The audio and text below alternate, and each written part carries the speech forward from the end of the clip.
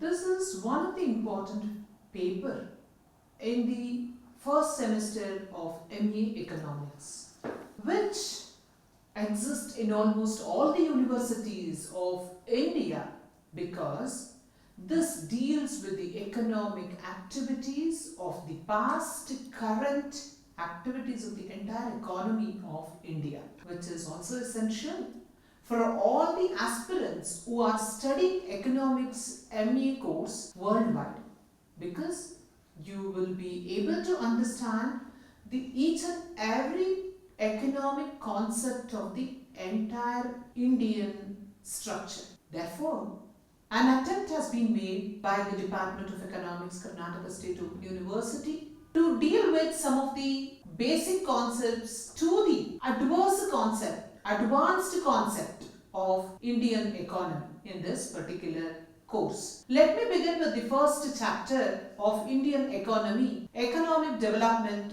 and its determinants. This chapter includes the introduction, concept of economic development, factors that determine economic development, natural resources, economic factors, non-economic factors, and the conclusion part. This particular chapter, after studying or after understanding this unit, you all will be able to define the concept of economic development, explain the economic factors that determine the economic development, explain the non-economic factors that determines the economic development, differentiate the economic and non-economic factors with reference to India.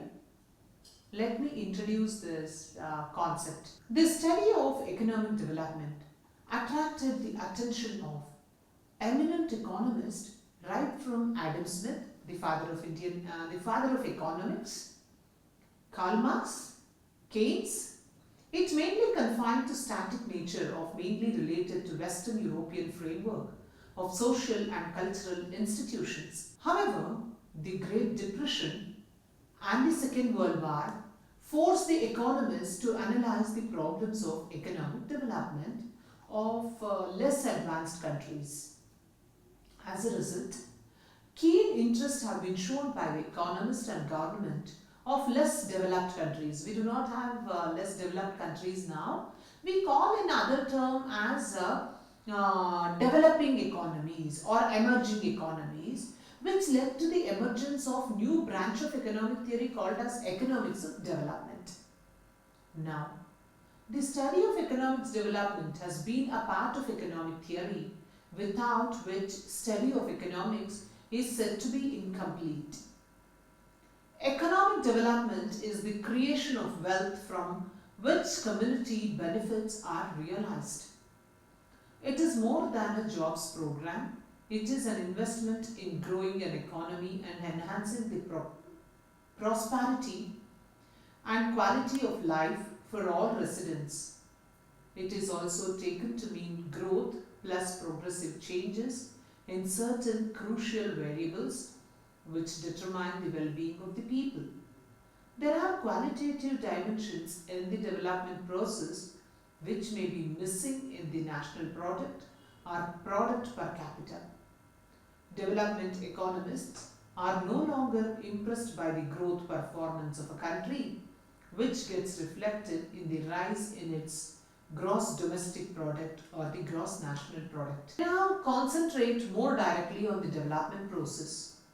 Development goals must be defined in terms of progressive reduction and eventual eliminations of malnutrition diseases, illiteracy, unemployment and inequalities. The policy measures thus suggested are the ones which induce industrialization at what?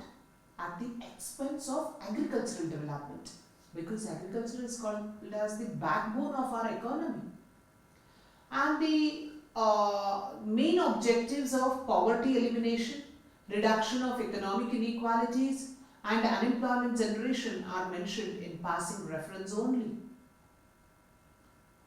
And in most cases, it is assumed that rapid gains in overall growth in GNP or gross domestic product would trickle down to people in one form or the other. Let me begin with the concept of economic development. It is not easy to offer any precise and clear definition of economic development. The difficulty in defining economic development arises from the difficulty of defining common and familiar terms. The term economic development is a familiar term and it has gone into common use.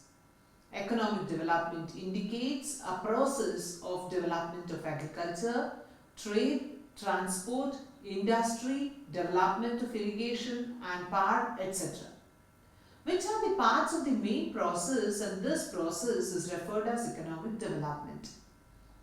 Economic development is a process whereby an economy's real national income increases over long period of time.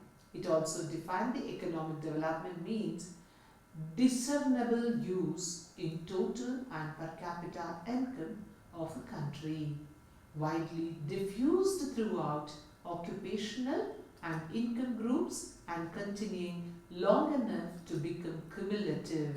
So economic development is a process and not a result of anything else.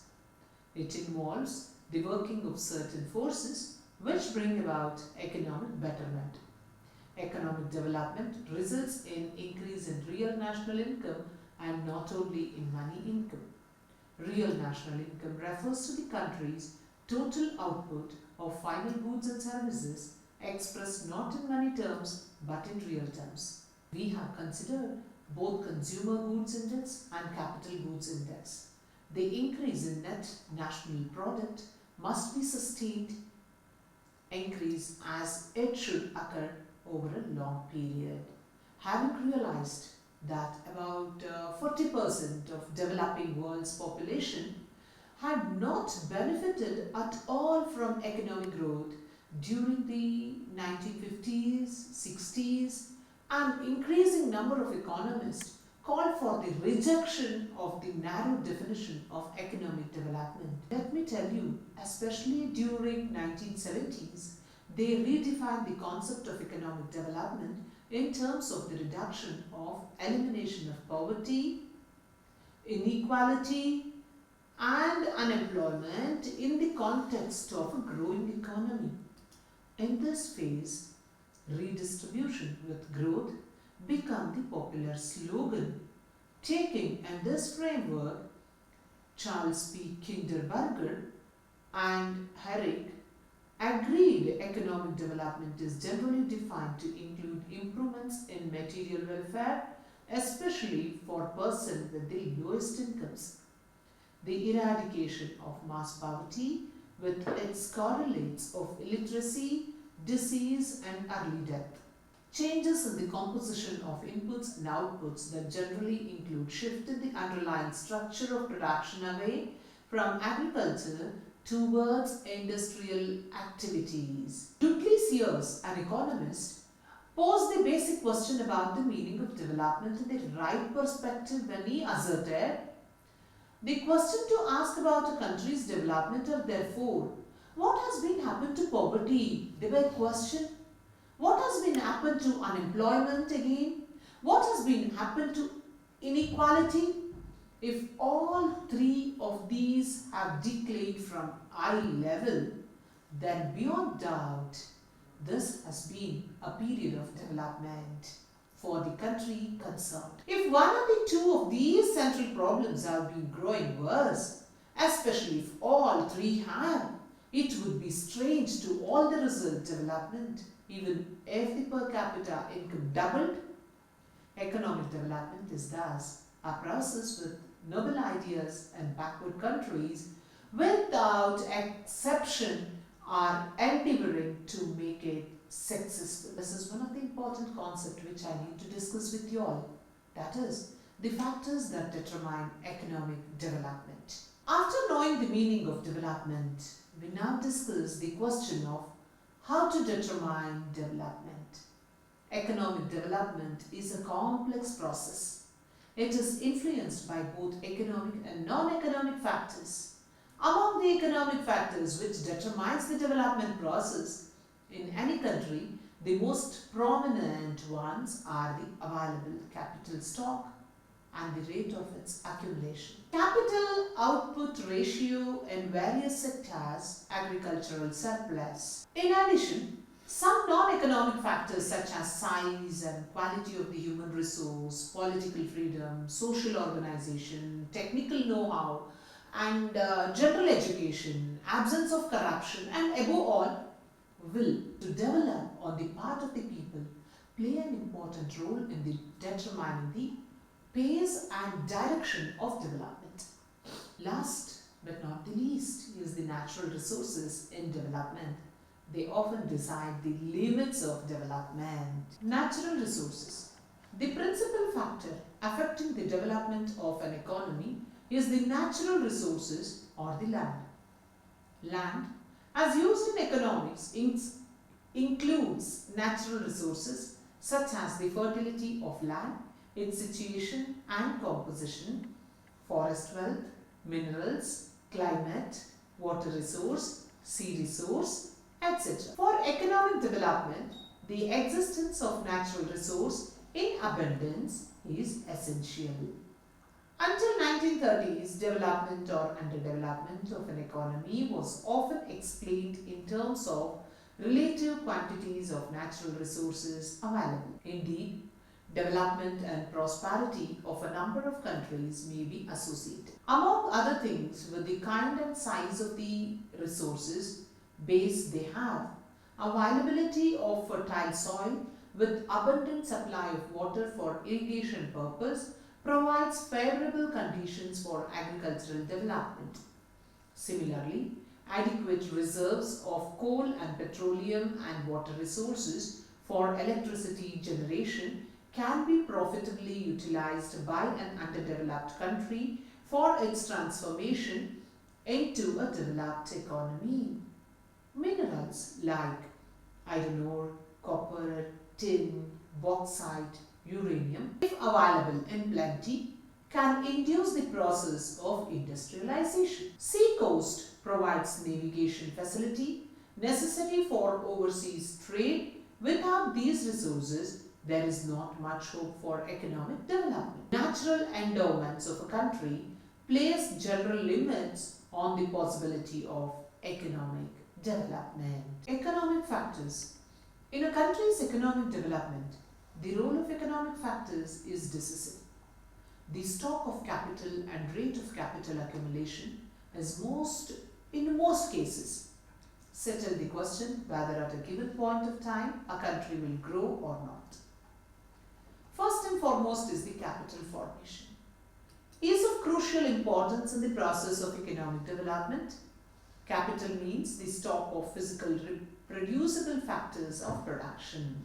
When the capital stock increases with pages of time, this is called capital accumulation. It is quite necessary to step up the rate of capital formation so that the community accumulates a large stock of machines, tools and equipments which can be geared into production. Not only that, capital formation requires the creation of skill formation so that the physical apparatus or equipments created can be utilized to raise the level of productivity.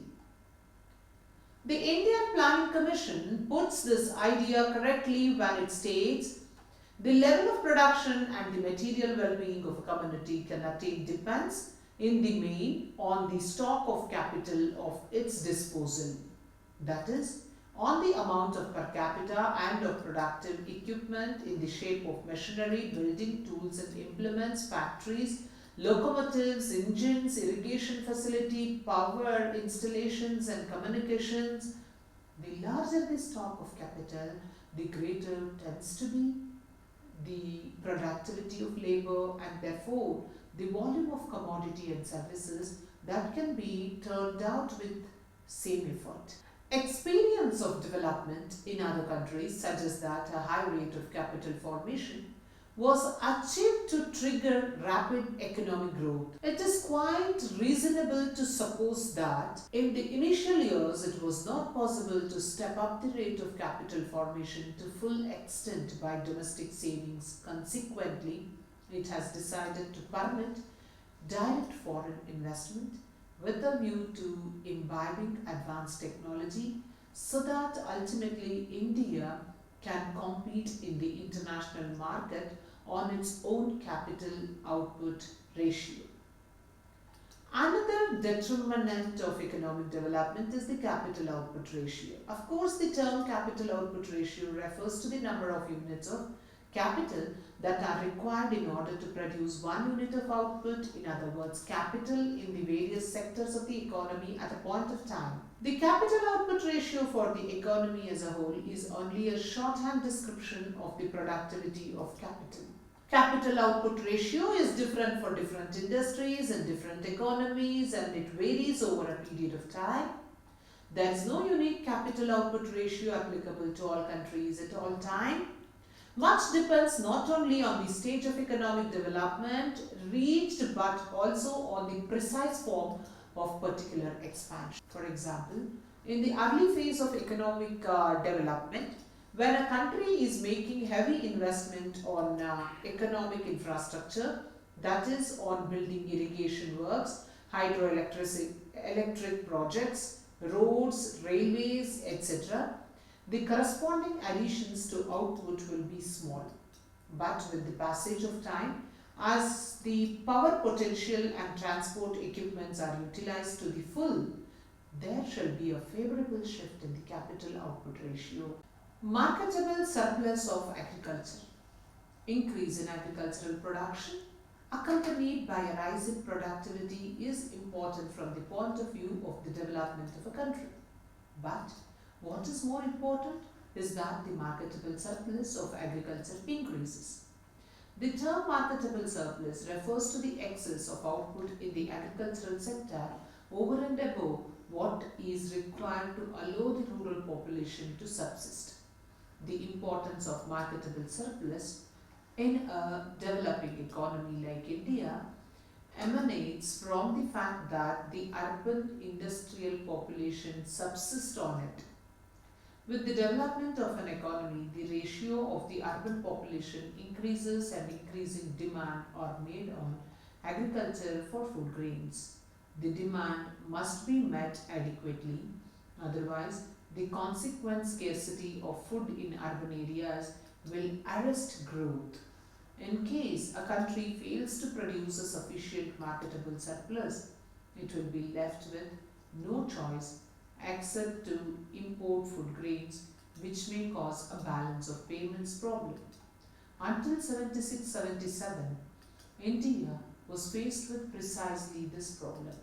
Hence, if some country wants to step up the tempo of industrialization, it must not allow its agriculture to lag behind. Let us understand the non-economic factors. From the available historical evidence, it is now obvious that non-economic factors are as much important in development as economic factors. We attempt to explain how they exercise influence on the process of economic development. First and foremost is the growth of population.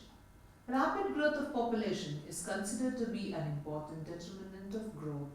Population plays a very important role in following ways to utilize natural resources, to invention and discoveries, to national defense, to capital formation, to development of transport, communication, to supply of skill, intelligence, to create civilized society, to supply of labor, human resources are essential. But it is equally true that rapid growth of population retards the process of development. Since economic growth is measured in terms of an increase in per capita income, a part of the increase in national income is utilized to maintain the additional population. In other words, in terms of per capita income, on account of a rising population, the country experiences a very thin spread of the benefits of growth.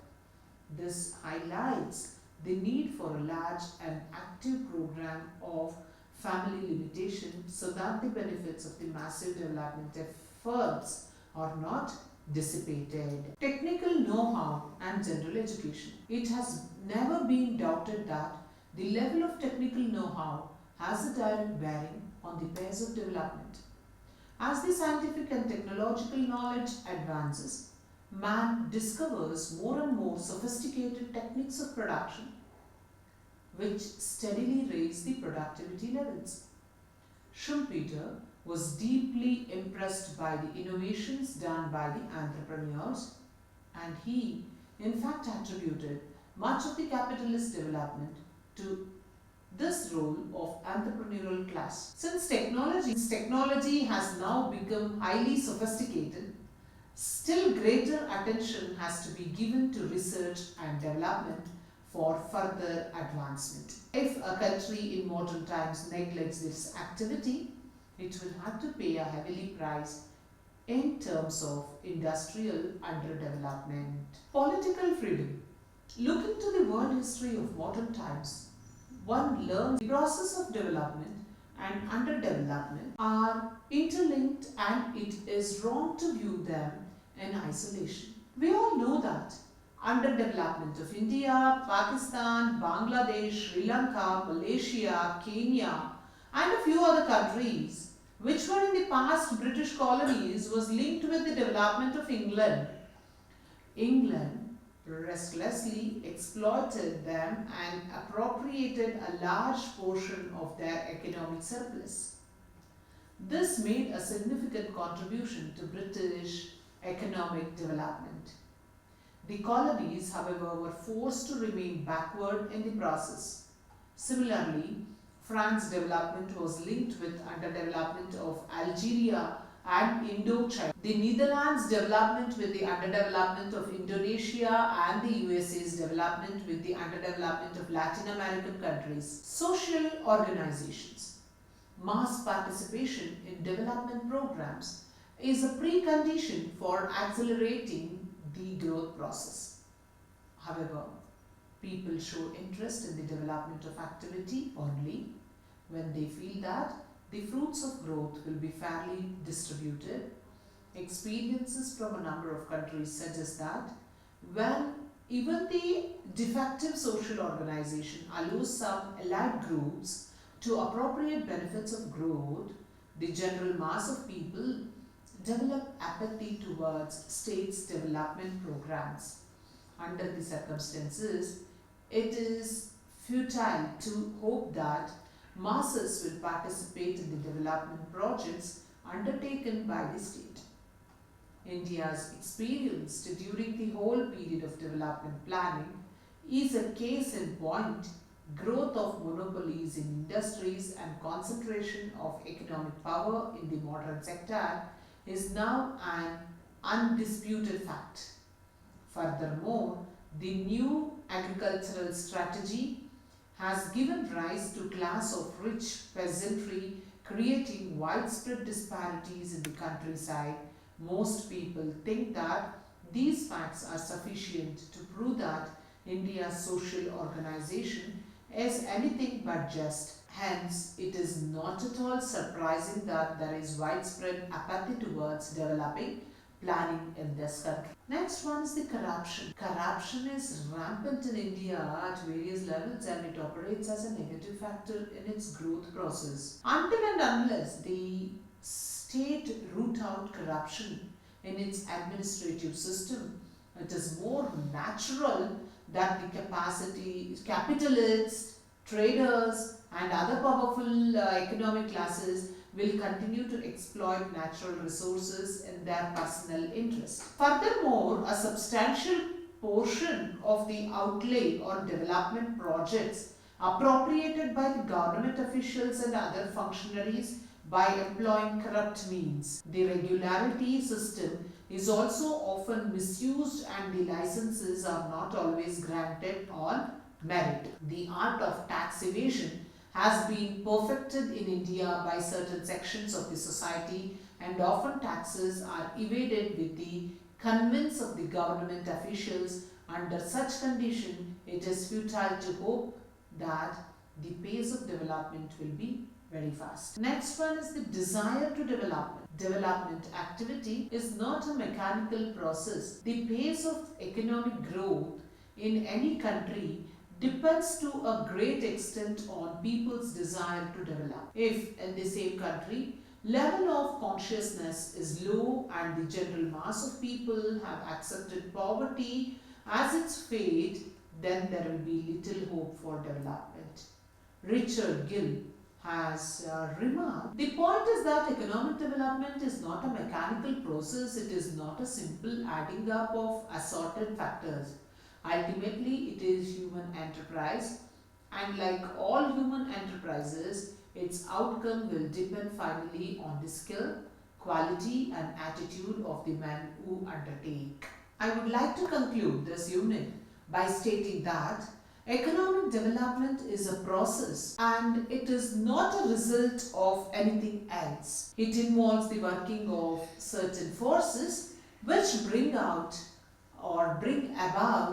economic betterment. Economic development results in increase in the national income, per capita income, and the standard of living of the people. Therefore, real national income refers to the country's total output of the final value of goods and services expressed not in money but in real terms. We have considered both the consumer as well as the capital goods index. The increase in net national product must be sustained increase as it should occur over a long period of time. Thank you.